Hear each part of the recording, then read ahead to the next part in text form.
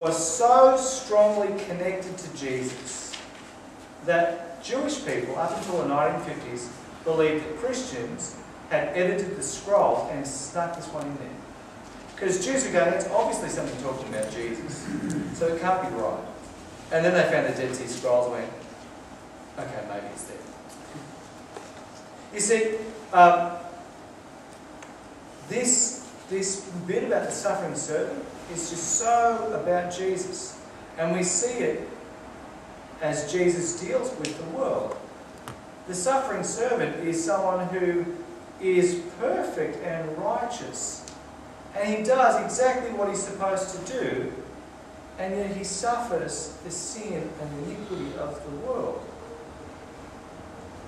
But I think that it's really important that we see the healing bit. This is the bit that conservative evangelicals get a bit dodgy on. But do you see there, let me get the right verse.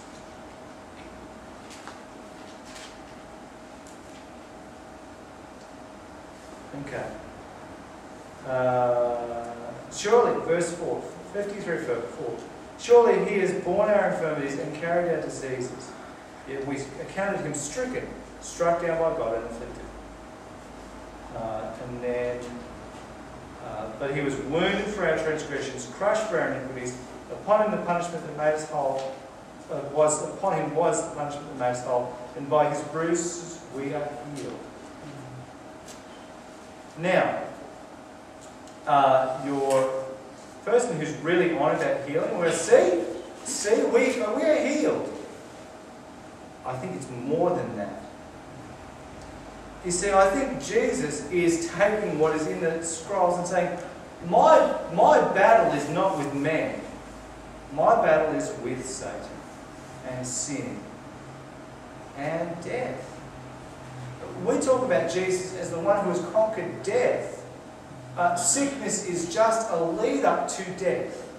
Jesus, when he takes the punishment of the world upon himself, when he takes the sin that we have and the punishment that we deserve and deals with it, he deals with the consequences of it too. Jesus shows us in these snippets of what heaven is like. Do you get that? Because you're not going to get sick in heaven. The consummated kingdom is one of eternal life, of no sin, and therefore no consequences of sin, no sickness, no death.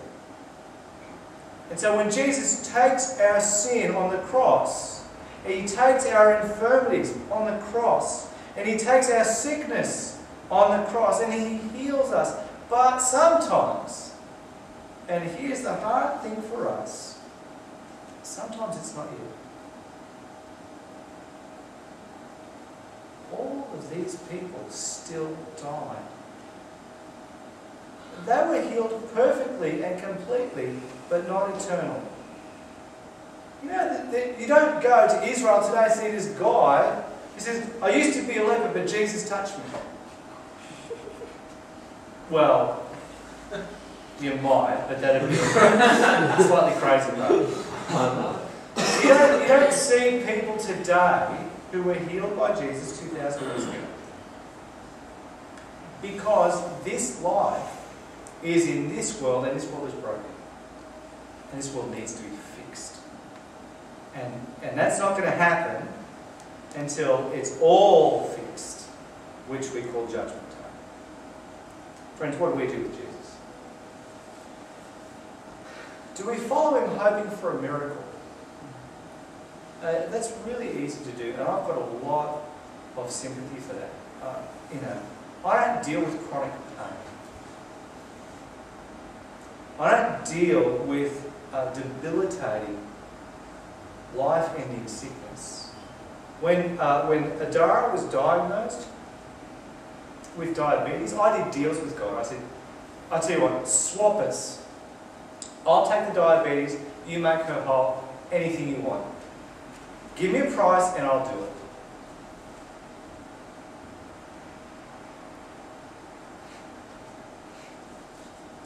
Didn't work. See, sorry. I don't deal with that pain all the time. But when I do, I'm ready to bargain. I'm in sales, I can make a deal.